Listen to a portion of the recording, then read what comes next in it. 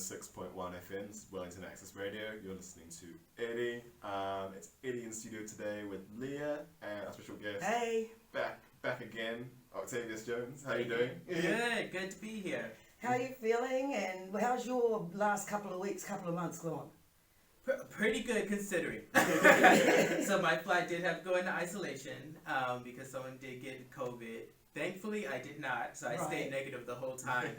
But yeah, So that's possible, actually. You can be around people with COVID and not get COVID. Yeah, but we were in, our FAR is pretty big, and so we have 2 full bathrooms, so we could separate those with COVID from those who weren't, and we brought them food to their rooms, so we kind of went in a way that, it didn't allow for... So at that point, I'd be like, oh no, I've got COVID, please deliver my meals to me. And I wonder if people are doing that, to be quite honest. Yeah. And I heard that if you've got COVID, the government will call you up and say, what do you need, and deliver it.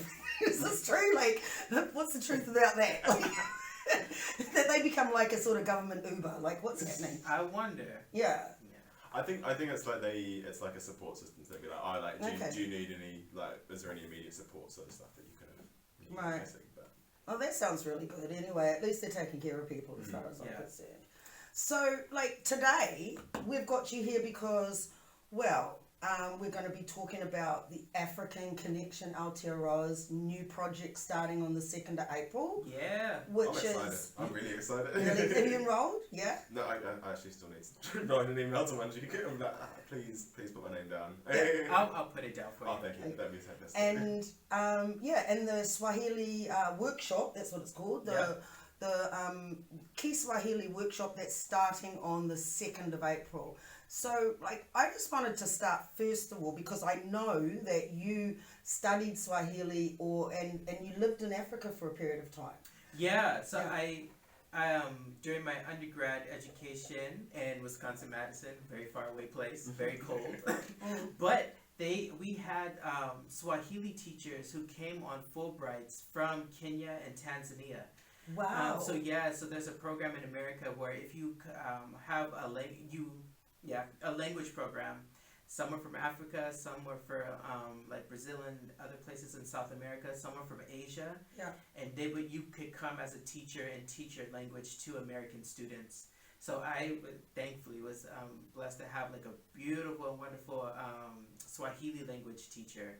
And the reason I picked Swahili, because my university, it had Wolof, it had Xhosa, and I know I got the click wrong. But your university had all these languages? Yeah, we had Xhosa, Wolof, Twi, which is spoken in Ghana. Yeah. And then Arabic, because that is a language also of like Northern Africa. So all those were available. And a lot of them were teachers who came from directly those countries who spoke it. Yeah. And so I was like, okay, which one? Ideally, I wanted to learn all of them. Yeah. Didn't have the brain capacity or the money. So to be honest, I went and I did like demographics and things. I was like, which language has the greatest number of countries I could go to and speak the language? Which one was the easiest to learn? Because like, can I do clicks? And as you can tell, no. It's hard doing the clicks. And then Wolof, it has roots in French. And so I was like, shoot, I don't have an entry point into that because you had to know another language to help you integrate into that language. Right. So Swahili is one of the simpler languages, and simple does not connotate like elementary or infantile. Yeah. But in terms of those who come from English-speaking backgrounds, the Roman alphabet, the way the syntax or lexicon is done, is easier for those who have learned English before to understand, to read Swahili. How it looks on the page is how it sounds. Right. Yeah. So unlike English and stuff, and our Spanish, there's no, this H is a W, or this is silent. There's an accent It's like, but then that changes. No, Swahili is very straightforward. Right. It has its roots in the Bantu languages that are of... they were migrated. That was what I was thinking, because I'm like, they're actually from Ghana all the way down across to Kenya and then down to South Africa. So a lot of those have roots in the Bantu people. And then also Arabic as well, because the traders that would trade along East Africa, and so Swahili at that time in its development was a trading language. So there's roots in English, Portuguese, German, French. All the people who came to that region to trade with they added something to the language. So Swahili has a lot of entry points for a lot of people. And if you go, and I went to Kenya, French people were there, Germans, and they could pick up Swahili pretty quickly. Because isn't now in modern era is like a big kind of movement to try and I guess make Swahili like a kind of lingua franca for a lot of kind of northern and central Africa. Yeah, and it's at the time right now, it is the lingua franca of the East African Union. So the bloc of countries within East Africa, they've all gathered and said this will be one of our official languages. And it has been presented to the African Union, like so the greater continent, about what is an entry point, and like having that too, like the European Union has a European language as the lingua franca, the language that they use. Why not in Africa have an African language? It makes sense, eh? Yeah. And I guess it becomes one of those things where it's like, well, you talk about business, and I remember people talking about like politics. In the Caribbean, there's a lot of stuff we're saying, patois or Creole is like they're like used every day, but then the language of kind of business and politics is English. But it's that idea of, I think it's interesting to see that kind of thing of actually let's try and make like an African language, that kind of language of business and politics, and day to day as well. And especially the role that Africa is playing right now in just geopolitical. Everybody's trying to get into Africa. Yes. So, why are we now? Why not have a language that's a trading language for a place that's really going to become the focus of the world's economics? I think. Yeah. Going into the future. And one great thing too about Swahili, because I know other people in academia or in politics sometimes against patois Creole, is they say those are languages of the lower class, so they have no real written history to it. It's a more spoken language, but Swahili has a long written history with it. And so in terms of like teaching it and the ability to standardize it, very easy. Like there's already been standardization within Tanzania, and the books that I used in America were from Tanzania. And oh wow! Yeah, it's called Kiswahili Sanifu, so standardized Swahili. So it's already in place. So a lot of that, the groundwork are things that they say, well, you need to develop this, and you need to have a standardized language, and you need to be able to teach it in these particular ways to meet our standards for like language requirements. Swahili has already covered that. So how long were you studying Swahili, and then was it before you went to Africa or after? Before. Oh, so you went to Africa first, or before you went to Africa? I studied Swahili before I went, because I was like, I don't want to go and don't know anything. Not like me. No, and that's the thing. No, and I say, if any opportunity, go. If you can learn or not, go.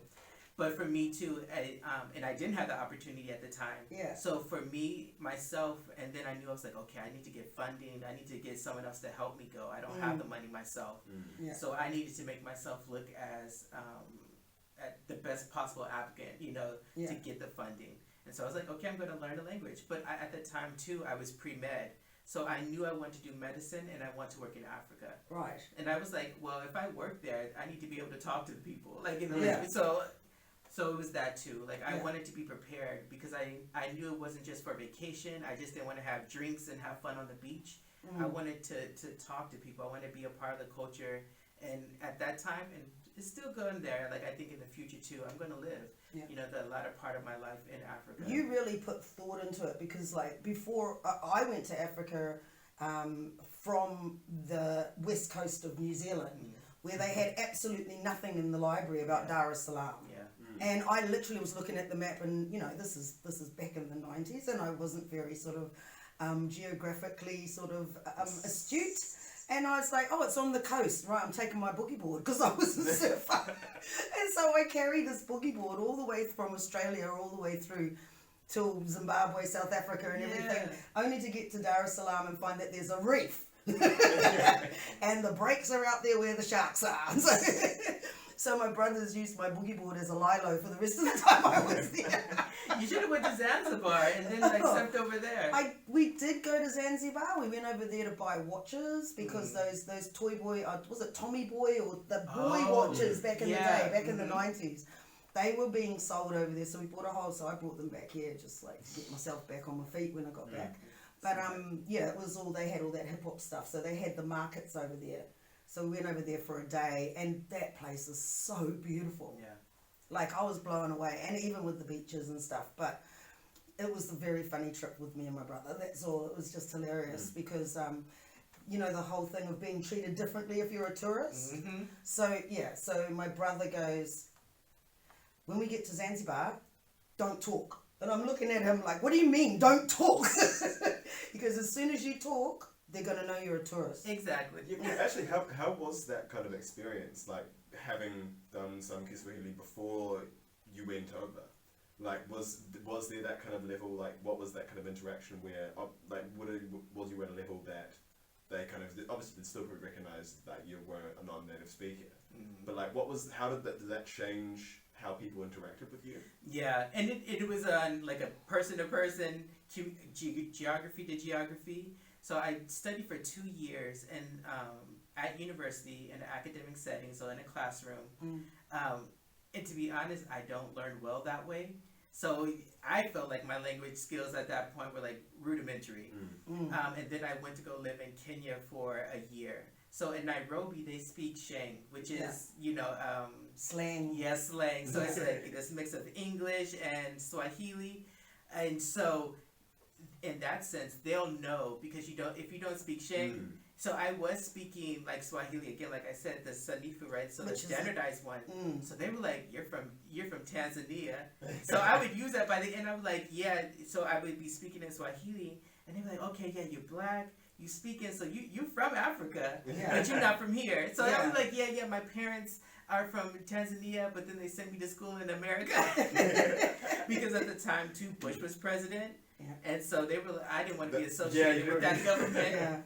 And also, like, the way that probably on the ground, if they knew that you were from America, you'd be treated really differently again. Oh, the practice would be 100 times more expensive. Yeah, 100 times. Because I remember seeing, there's an artist, Jadera, and he's Nigerian American, but obviously grew up in part in Nigeria, and it's interesting going back, him switching to a store, and like, obviously one of his friends goes up and gets price, and then he comes up and like backs up his mate in Nigerian pidgin, and it's that whole switch, suddenly like, oh shit, okay, yeah, like, the price drops. Yeah. But even the friendliness too, are just because it's another thing. It's not just about the language, or it's not just about prices, because that is often what we talk about. But what I realized there too that I really didn't understand is that it's about power dynamics. So often they're told to learn Western languages. They're told that the countries we come from, whether it's New Zealand or America, is better than them. Yeah. And a lot of the tourists are people who do go visit, even if they work at an NGO or for the government. They don't take the time. They have someone they pay who does translation for them. So when they see that you are trying, that you are speaking, and that you look like them, or that you come from these places, it's like, oh, okay, you respect me. Yeah. You come here and you're trying to interact with me, and that's what I got, an appreciation, especially from the older people. They really appreciate, like, okay. What if you look at it from the price standpoint? It's like, okay, I'm charging you more because I'm having to like do this because I've had to learn your language. And so I'm charging you more. This is like me back paying myself. And what they say too, it means less to you. Like, again, maybe I'm charging you in your equivalent, because I did go with, people from America and things who are white and affluent, or black and affluent, and they did be like, I don't have time to negotiate. So if you do the conversion, it's only $10 more in the U.S. Yeah. But it might be 1,000 in that currency, the Kenya shilling. Yeah. So for them, they were like, yeah, $10 for me, 1,000 for that person. That might be what they make in a month. Yeah. Actually doing labor there. Yeah. So it's kind of like what people say, the tax of colonization, the tax of imperialism. And I felt that way sometimes too, that I would negotiate, but I would still try to be reasonable. But also too, I came from a poor background in America. So Yeah. like I said, I went on scholarship, so I didn't have heaps of money. Yeah. So that was hard too, because sometimes people didn't understand that. People there would say, you know, they didn't believe in poverty in my country, because that's not what they saw. They saw BET, they saw MTV Rat Cribs, you know, Pimp My Ride, you know, eras from that day. So like, no, y'all got money. You know Beyonce. You're from California. I was like, no, I don't know Beyonce. Or yeah, I like when I was in Tanzania, they thought because my oldest son's father is Tongan, they thought, and it was the World Cup was happening that year, and Jonah Lomu was playing. Everybody thought I knew Jonah, and I was like, no, you don't know everyone in New Zealand. You know what I mean? Yeah. But that price thing was really interesting. Did you stay locally, like in the suburbs, or did you stay within an NGO compound or something?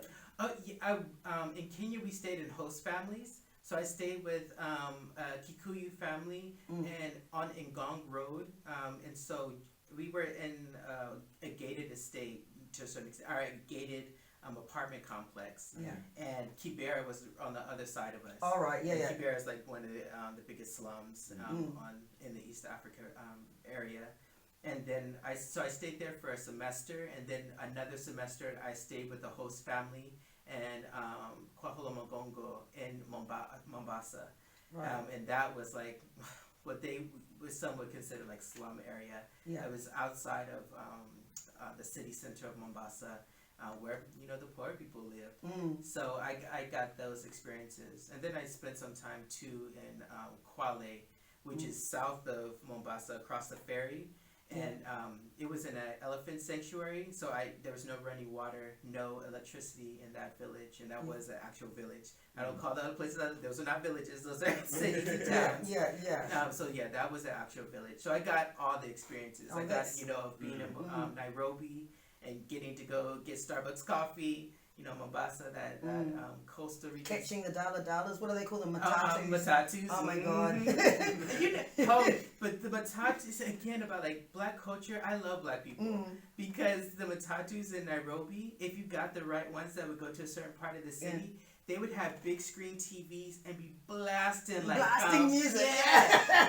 And so I was like, oh, this is the dream. Like, I'm with my people. I'm like, my music. So again, there's traffic and things, but at least I'm looking cute. My other people looking cute. Like, and the guys working those matatus and stuff, they're hard workers, and they're hustlers, man. Yeah, they're hustlers. That's another thing too, where they said don't speak. Yeah. And my host mom would tell me, like, just give them what it's supposed to be, because if you speak or say anything, they know, double, triple. It's like, no, I know the price here. My experience in Tanzania was actually working on those matatus. I worked with my brothers. So basically, like, when we would go Mandela Drive, that might be our route. And the guys, when we meet at the other end, the market, they'd go, bring your sister over here, because that's going to get more people on the train. True. And I'm just like this thing. I was being passed around all the different vans. So like, let her take her out, and it was take her out on our route, and it was like a really good way to see the city, because I got free rides everywhere. It was just, and we all just meet back at the market. I jumped back on my brother's van. It's so important. And at the time too, we didn't even have Google Maps. Yeah. So it was so interesting to learn in that now, because I'm even in Wellington, I don't go anywhere without my Google Maps. Yeah. And you know. Yeah. But just that, and the ability to navigate, and how you did learn. How to get around. You know. I think it's a much better way, actually. Like, I think if I'd gone the tourist route, I wouldn't have seen and experienced what I saw and experienced there. And it was really good having a teacher like my brother showing me. It's like a different type of connection. Like, it gives you that different kind of experience. And like, it became sort of known in our suburb that the Lupala's older sister is here. So like, all the way when I'm walking out to catch my brother's bus at 12, because they start at 6, which I'm not going to do. And they would, you know, like, I'd have people saying, oh, you're going out to meet your brother? And it's like, yeah, I'm just catching up with the boys. Jump to their dala. Sometimes I'd drive for him. Women don't drive dala-dalas. I found out that the hard way. So, but it was all kind of like this unconventional way he had of showing me, because he'd be laughing just at people's reactions, and I'd be like, what are they laughing at? Like, just because I'm driving, you know. Yeah. Yeah, but it's good, yeah. It is. Yeah, it's a good way of learning, you know, and also learning the language. Yeah. Yeah. And that's the thing too that I don't do now because I have noise canceling headphones like most of us. But at the time, I would listen all the time. Yeah. And being immersed in the language. So I would hear like, okay, and there's those first couple months, I could pick up one word, you know, in a whole conversation that maybe lasted a minute or two. Yeah. And then by 6 months, okay, I understand everything that was said. I don't know every word, but I know the context of everything said. And then by the end, which I didn't realize until I got back and did like a Swahili test with my teacher, and I was like, oh, I'm thinking, and as soon as I think I can speak. And I was like, wow. And that's the transition, isn't it, when you're learning a language, is going from hearing the person speak to you in that language and then translating it in your head and then coming out with the response. I've been an English speaker for so long and then dabbled in a whole lot of other ones, but never anything fluid. And so unless I'm immersed in it, it's very hard for me to do that translation quickly. I have to really think. It's sort of jarring, you know what I mean? Yeah. I remember when I was in Brazil, like, because I probably got to that kind of space. So I spent 6 months in Brazil, and that was the thing, like, for my Portuguese, I went in with nothing. Like, I had, like, done some tutorials and stuff beforehand, but I went in with practically nothing. And then by the end of it, I could get through most kind of day-to-day conversation, but I could also pick up the flow of what people were saying really well. But it's one of those things. But then I left, and then I just lost the ability to like, I tried when I was in the States. I tried keeping it up, but it was the same thing. It was like a classroom setting, and it was like, I remember our teacher telling us, like, when we did like speeches and stuff, you just try and sound fluid. It wasn't about like I picked the class because I thought it was going to be about building my spoken ability, because that's what I wanted. Because if I could maintain that. But then it was, you know, I think, and I wonder, was that kind of your experiences, like learning in like an American kind of classroom setting? Yeah, and I used it because I would often talk to, you know, people in our communities about that, because it's true, like, we're often told, like, oh, you're not good at this, or we don't make the best grades in like language classes. That's only one way of knowing. Right, yeah. One way of learning. Language is living. Language is relationships. Like, so for a lot of people, you won't do well in a classroom setting with lessons or speaking or doing a speech. It doesn't make any sense. You know, the reason why I don't know any French now, because I was learning words that I don't use. I didn't even know what some of the fruit, you know, the cheeses. I don't eat that. I don't know what it is. So again, there's nowhere where in my body, in my memory, in my mind for it to stick. Yeah. Swahili sticks because, okay, I got memories, I have experiences, I have relationships.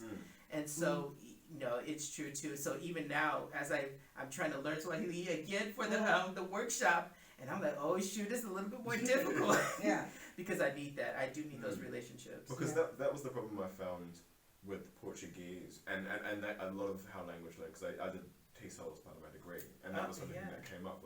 It was language learning in so many ways gets broken down like you break down maths teaching. It's about like memorization and like that's, and for me, I really struggled with like even when I was in Brazil, like our classroom setting was grammar. It was just days and days and days of grammar, and I just sat there and go like. And I remember when I got to the States, that because I'd had the exposure, so my proficiency had built due to exposure. I remember for the first kind of 2 months of my semester of studying Portuguese in the States, I was the top of the class. Like I was the strongest speaker, and I was the strongest person in the class. But then it hit the point where I had dropped off because my grammar and all the kind of technical sort of things, and kind of kicked in. And suddenly I went from top of the class to bottom of the class. Right. Because I just didn't have that kind of, because it was all rote learning, or here's this form of this verb and this form of this. And I was never good at grammar even in English. You know, to pick up the grammar on another languages would be really difficult. You know, I think for me it would be, but I think through somewhere, and this is what's going to be happening in this workshop, right, is that we will be learning by doing. Yes. And that I think is quite a good way to learn a language. It's a good way to learn anything, actually. I mean, when we could sing and dance, something like for mathematics, that made the learning really easy. When we had to sit down in the class and like learn the blah blah blah of pie. I'm like, let me just draw an elephant because I'm just not interested. Seriously. Yeah. Let's say, should we jump to the music and then Yeah, come let's back? do I that. think that's something we can pick up. That'd be good to pick up again. So first up today, we have Crash and Burn from Camouflage Rose, Jill Bates and Napoleon Cummings. And then I'm thinking Clint Eastwood, this is the Ed Case and Sweetie Irie remix. That's the Gorillaz, but it's a jungle dub of the Gorillaz. Nice. And we'll stick with that for the moment. And we'll start off there and we'll be back. And we are back on the Blackhouse 106.1 FM with Idilia and Octavius. Woo. Yes, Octavius, obviously, can tell us a bit more about this, was it the Kiswahili project? Yeah, so it's an 8-week interactive Kiswahili Language Workshop. It's starting in April 2nd and it'll go until May 21st. It's free, no payment at all. It's at Toi Poneki Arts Center. And it's a language learning workshop that will not be about lessons like the thing you just talked about. Yeah. So it's not about you sitting down learning grammar. It's about, we're going to have games, conversations, about having fun with the language. So and it's not about penalties, right? So you won't be graded at, there won't be an A student and an F student. Yeah. You won't be by yourself and put on the spot in terms of, having to succeed or fail within a speech. It's about having a community environment, because it's not just the workshop that we're trying to do and get something else done on the resume. It's about building a community around a language. Yeah. So you need them, all of us, to have fun with it. So the focus of those we want within the program is around those who are younger. The ones who will continue on the language and keep it, but it's open to all ages. And I think it's really important, with language and culture, because there's some concepts that you find in a language that you don't find in English language. Yeah. You find it and there'll be a concept, the way they think about the world, like this concept of Ubuntu, right? Yeah. That's a very Bantu concept. Yeah. And I don't think there is anything that's kind of the same in English. Do you think there is? Is there something that we could say is kind of the same? Maybe, but and I look to say they don't have to be the same. That can be a concept. We can keep it in Africa and keep it in the context in which it was grown. Because Ubuntu was developed, and especially the way that we know it within the diaspora, it was developed as a way of unifying Africans across the diaspora. Yeah. And across the diaspora is a very important concept too. Yes.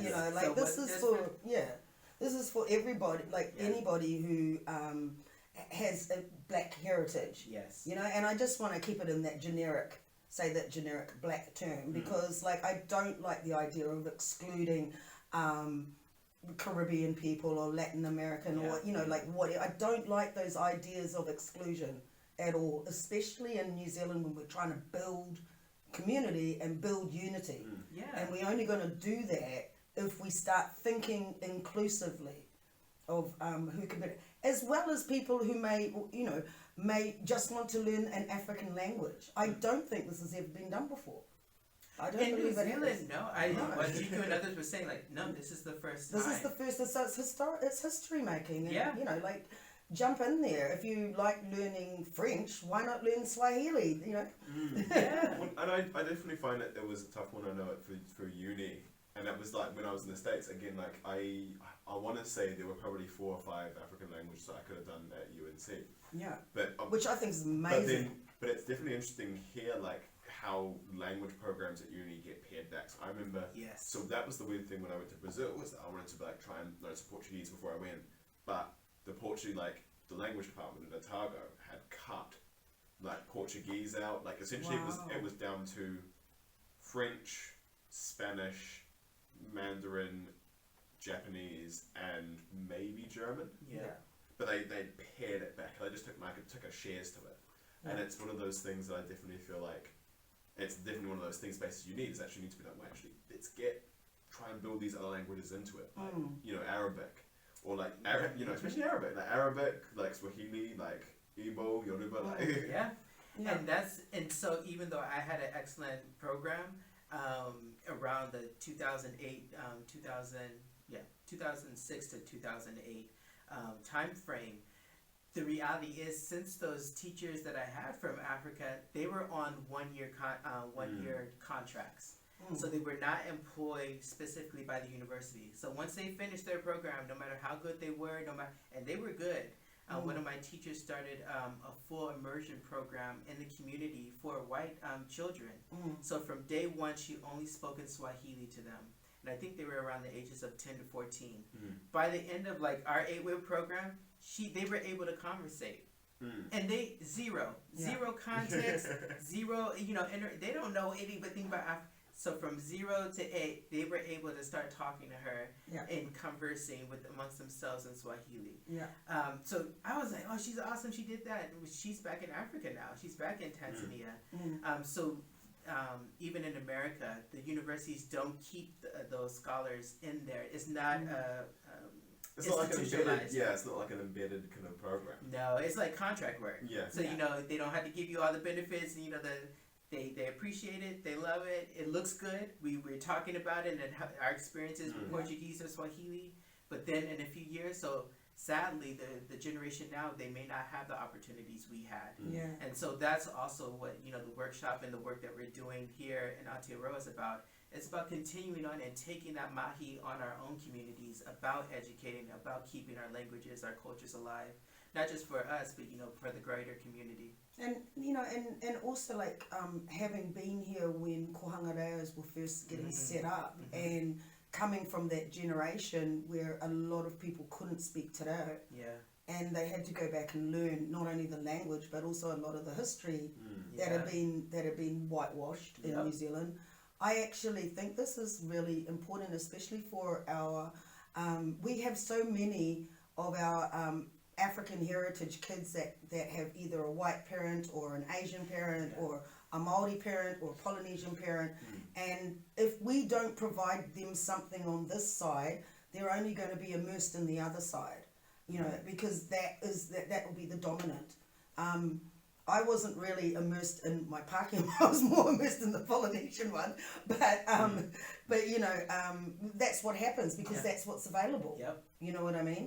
So I think that this language, if we support te reo Māori and all the work that goes around that, and I've actually contacted one of my friends who's contacted Wanjiku to actually ask him to come on the project because he actually does speak a little bit of Swahili and has travelled Africa, and he's on Māori radio, so.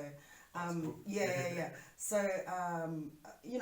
I think that those people that maybe they met their partner in New Zealand and they haven't really been exposed to Africa any further than their partner, that this is how you get involved, in the community and in the culture and in the understandings of what's going on. Because I know the way that I kind of live my life on a day-to-day as a Tanzanian, African, black person, diaspora person.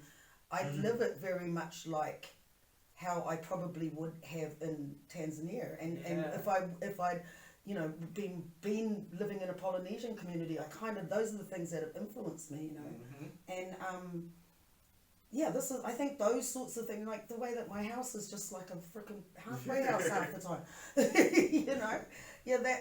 that's very not Pākehā. No. You know what I mean? It's very this other side, which these are the cultural, the Ubuntu and all that sort of stuff.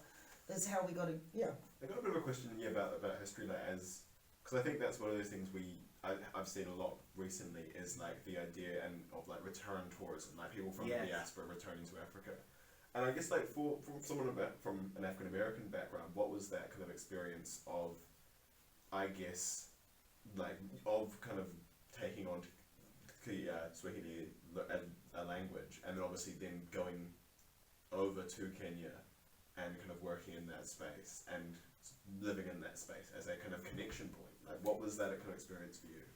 It's a whole big old journey because I honestly, in school, when I started realizing that who I was and my blackness, even though I grew up in a poor area of black people and Mexican communities, in California, I still felt other. And, or at least my education told me I was other. I was not included. You know, I remember fighting teachers on history books that said slavery was not so bad and that not everyone owned a slave. So, you know, it wasn't that. And I would be like, no, this don't sound right. This doesn't feel right. I wouldn't be in this position if that was true. Yeah. And I just kept feeling, so I felt like America was not my place. I felt that who I was and my blackness was beautiful in the American context, but I felt like there is a home for me. There's a place in which I'm supposed to feel comfortable. I'm supposed to feel safe. I'm supposed to feel loved. And I had not felt that yet. So that, for me, it was that seeker. Like, I was, now we use the language, and a lot of the younger people do, and elders, your ancestors calling you back, you know, connecting, calling out to you. And so I felt that. So I started seeking. When I actually got onto the continent, my first African country was actually Ethiopia. I got there first for a summer, and then I went to Kenya for a year. And then I lived in Botswana for 3 years. So I spent over 4 years in Africa, been to over 9 African countries. And again, Africa as a continent, Africans as a people in the diaspora, we're humans. So I met some crappy human beings who look like me, and I met some beautiful human beings who look like me. The overall consensus, though, in all those countries, across all the languages and things like that, is that welcome home. Yeah. And I felt that too. When my best mental health was in Africa. Yeah. My weight was really good in Africa. I was eating and walking. I felt good. The food is good. Excellent, with flavor. I also wonder if part of that as well was the fact that, like, because you did that scaffold, because I think that's probably for most of the things, the negative side of return tourism is that you don't want to kind of take people and then, I guess, then in some ways kind of have this idea of like you're connecting back at the same point, othering, because you're coming back as a kind of tourist space. But versus like it's almost like you had that kind of journey. You found the space, you found this language, and then that led to other opportunities. That kind of led you into opportunities that led you along that journey. Yes, and I spent years of reading. I read Roots in high school. You know, long before. I remember talking to a professor, and it was my first time. She was like, "What is your dream?" I said, "I'm going to go to Africa." And that first time I had ever spoken that, I didn't tell my parents that. I didn't tell my friends that. It was this woman way outside of my community, but someone who actually was asking me what I wanted or what I believed. And I was surprised by that answer, because I was telling myself, I'm going to go work at the UN, and I'm going to make a whole bunch of money, get my family out of poverty, get a mansion, be like the celebrities in America. But my actual heart was around that too, connecting back to those communities. So it's completely different than tourism. And that's the only pain I have had, and why I do projects like this here in Aotearoa, but I've done it throughout my adult life, is to let those in the African diaspora know we do have to come correct. Just because we're black does not give us a pass into our communities. Doesn't mean that we have to we don't have to decolonize the way in which we think about blackness. Our Africans, because I know black people I went with who said, "Yeah, these people are dirty. They're not me. I'm African American." And I won't lie to you. It's not because I'm a better human being. To be quite honest, a lot of it came from being poor. You know, what was a disadvantage was also my greatest strength. I didn't have the money to be presumptuous. I didn't have the money to be arrogant. I didn't have the money to go to a resort. So I didn't have an opportunity to put myself in that space and learn from those people about how to exploit others, how to exploit my blackness in that way. Where it's like, I just want to be black and I'll buy all your goods, but I'm not a part of you. No, I lived with the people. I ate with the people. I had to humble myself and be like, no, I'm not better than you. We're equal. And through that trajectory, I think that it helped me to have a more equitable relationship around my blackness. Because for me too, my connection back to the community in Africa, but here in Aotearoa, and why I'm even making is because it's around love, self-love. I love myself, so therefore I love the people who reflect me in the community as well. And that's my standpoint. And to be honest, for the projects that I'm working with BCA, with ACA, it's all centered around that too. A love for all of us. And And So we all need love. We all need love. Especially now, shit, during COVID and everything else. Oh my God. No one else gonna take care of us. And when Jiku, who is just the national treasure, is very adamant about being called a Ngāti African, which I just love it when she says that. And she's done so much for the African community over decades in New Zealand that a lot of people might not be aware of. And I think that if you go and check out that ACA page, she's just put up something that actually gives you a bit of history about what she's been doing. Yeah, and it's all very, like the ACA's been around since when? It was incorporated in 2007. But they started before that. The concept of it had been going for some time. Yeah, and I know she was instrumental in setting up the very first African Association of New Zealand, and she was one of the original signatories on the African Community Councils of Wellington. And she's been here since like the 70s. So come on, and it's really fun. I really want to get her back in. I want to talk about poetry with her. Yes. I've been I have if you're listening, Wanjiku, I've got a poetry book. I need you to. I'm really keen to borrow, loan to you and have a discussion about it. Yeah, I think that would be amazing to do something like that. But and also just really give some shine to what she's doing and how historical, and it's going to be building on something, and it's massive, and other African organisations need to get behind this. I actually think they need to, and not just let it slip by because they didn't think of it first. And just a quick point of clarification too, that the 8-week workshop is just a pilot because of COVID and other things as well. So it has a limited number of spaces for the moment, but do not despair. Yeah. The goal is to implement a long-term language program that includes people from Pacifica, Māori, Pasia, the African community backgrounds. So that's the goal. And it's also it's building support and networks within New Zealand. Yes. For things that actually affect, for a cultural group that hasn't really had much in New Zealand ever before.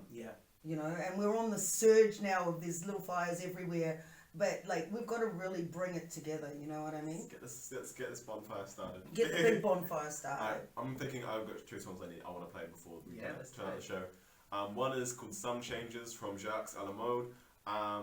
He is a Haitian Australian artist. Oh wow! Okay. I found out about him because someone posted up that his Instagram got hacked, so he lost all his followers, so he's had to start again. So we're if you get a chance, follow him. I'll put up a link in our bio afterwards. I'll do it now. And then we have Bougie from Speedy Sprague. So Speedy Sprague is a guy I met in the States. So there was a cipher circle at my uni, and he just put out his most recent singles. Did you used to get into ciphers? I used to go watch them. Yeah, because I heard you rap the other day, and I think you're pretty good. Hey, okay. Might have to get you on a track with TJ. Alright, let's get into this, and we'll be back to kind of close off the show. So this is Some Changes. Back on the Blackhouse. We're into our final 40 seconds. 40 seconds? 40 oh my seconds God. of the show. Okay, give us a rundown again of who do we contact, when does it start? Okay. Yeah.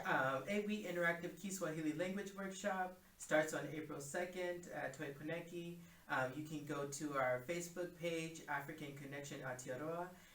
Find all the contact information there, message us through there. That's the easiest way. Yeah, hope to see you. That sounds perfect. Thank you so much for coming on the show. Thanks for having me. It's been a joy. You're always, this is the second time we've had you back, and this is fantastic. I think we're going to have you back on a regular basis. I love y'all. Hey. This has been the Blackhouse 106.1 FM. We'll see you guys next week. Catch you later. Peace. Peace.